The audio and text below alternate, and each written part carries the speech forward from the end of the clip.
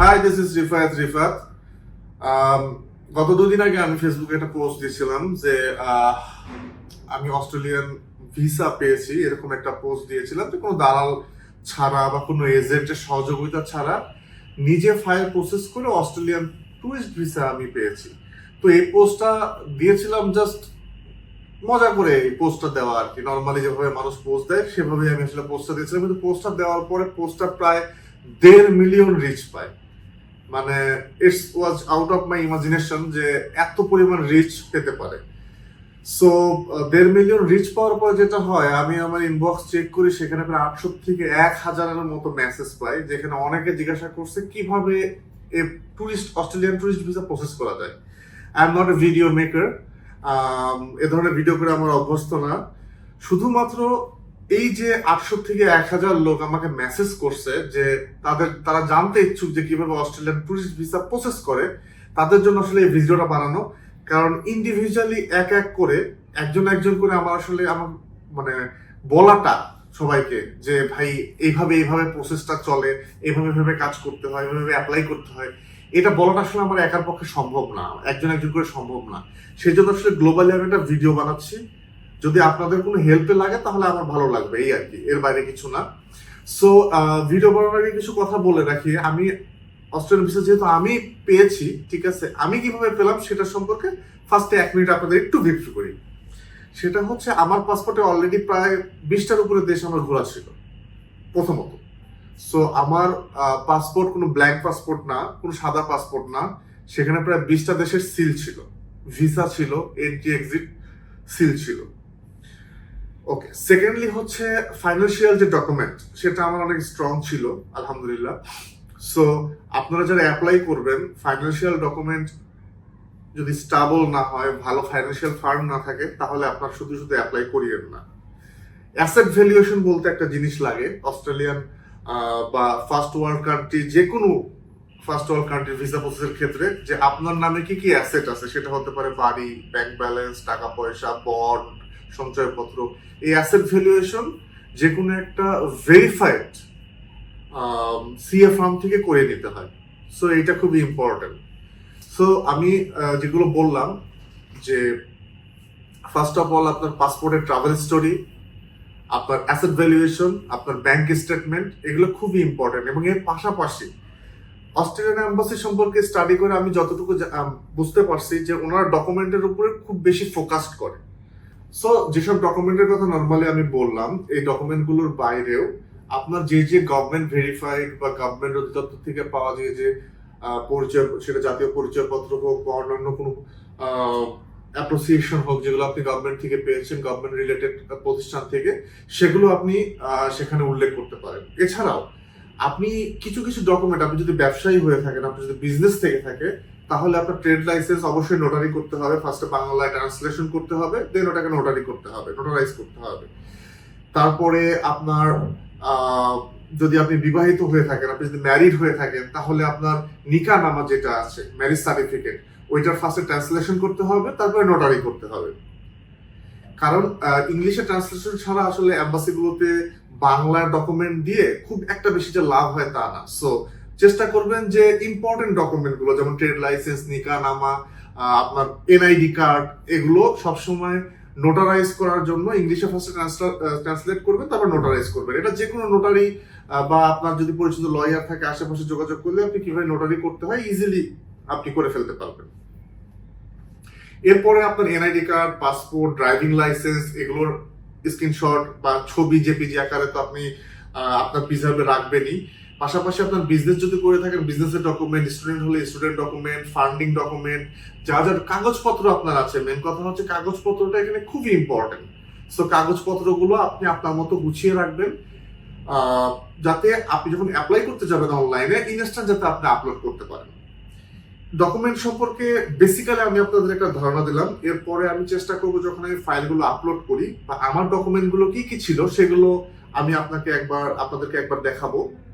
তার আগে আমি আপনাদের এখন দেখাবো কিভাবে অস্ট্রেলিয়ান এম্বাসির অনলাইন পোর্টালে রেজিস্ট্রেশন করতে হয় এবং অ্যাপ্লাই করতে হয়।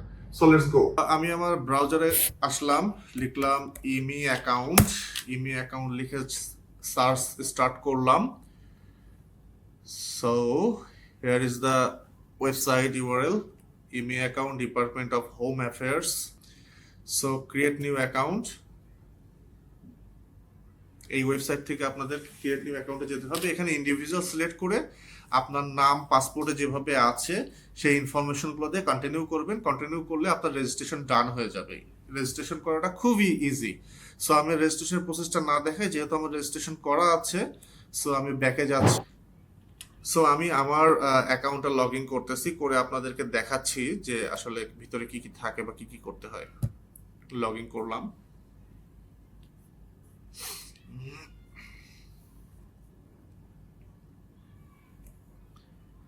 কন্টিনিউ। ওকে, আপনি যখন রেজিস্ট্রেশন করবেন এখানে এরকম একটা ড্যাশবোর্ড পাবেন। এখানে নিউ অ্যাপ্লিকেশনে ক্লিক করতে হবে। নিউ অ্যাপ্লিকেশনে ক্লিক করার পরে যে জিনিসটা সবচেয়ে ইম্পর্টেন্ট সেটা হচ্ছে ভিসার টাইপ। আপনি দিবেন হচ্ছে ভিজিটর ই ভিসা, ভিজিটর ভিসা 600, মানে আপনার সাব ক্লাস হবে 600। ক্লিক করলেন, ক্লিক করলে আপনাকে 600 ভিসার যে পেজ সেখানে নিয়ে যাবে। এখানে টার্মস অ্যান্ড কন্ডিশন আপনি সিম্পলি নেক্সট করে দিবেন। 19টা পেজ আছে এখানে। সো স্টেপ বাই স্টেপ আপনার যে ডকুমেন্টগুলো চাচ্ছে বা আপনার যে ইনফরমেশনগুলো চায় স্টেপ বাই স্টেপ দিতে থাকবেন। এভাবে 19 নাম্বার পেজ পর্যন্ত আপনি চলে যাবেন।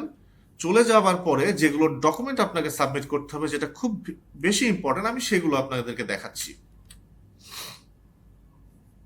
সো আমি কি ডকুমেন্ট দিয়েছিলাম, সো আমি আমার প্রোফাইলে যাই, ভিউ ডিটেলস। এখানে ক্লিক করলে আমাকে দেখাবে যে আমি কি কি ফাইল দিয়েছিলাম। আমি তার একটা ব্রিফ আপনাদেরকে দিয়ে দিচ্ছি। এখানে হচ্ছে আমার ফাইল লিস্ট। আমি কি দিয়েছিলাম, ট্রাভেল ইটিনারি, যে আমি কোথায় কোথায় বেড়াতে যাব, এরকম সাধারণভাবে 2-4টা মানে 100 ওয়ার্ডের মধ্যে আমি লিখেছিলাম যে আমি অস্ট্রেলিয়া ঘুরতে যেতে চাই, আমার 2-3টা প্লেস দেখার ইচ্ছা আছে, দ্যাটস ইট।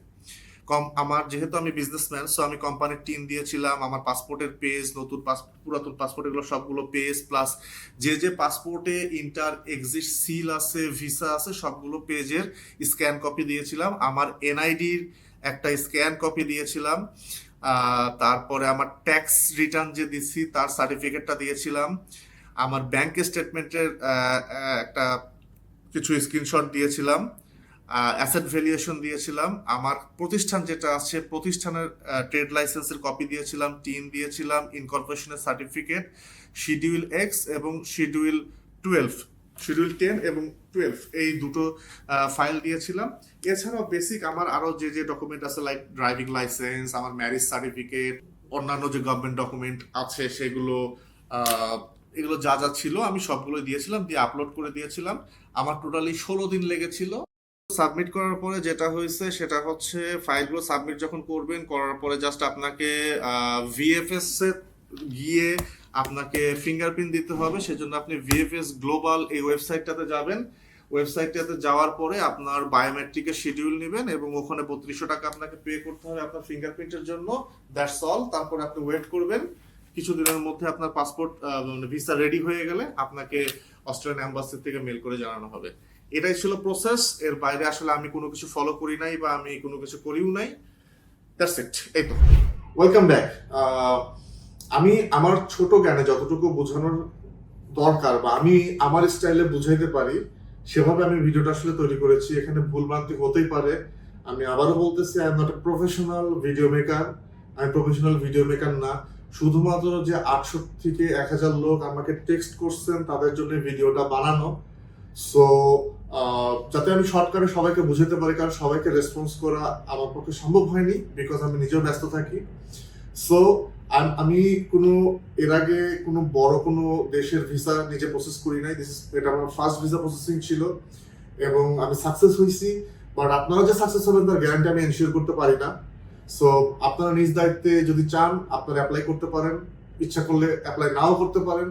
আমি কোনো ট্রাভেল এজেন্ট, ট্রাভেল মিডিয়া অথবা কনসালটেন্সি ফার্ম না। সো আসলে আমাকে ইনবক্স করে আপনারা যদি প্রশ্ন করেন যে এই পাসপোর্টে হবে কিনা, এই ডকুমেন্টে হবে কিনা, এটার উত্তর আসলে আমার পক্ষে দেওয়া সম্ভব না।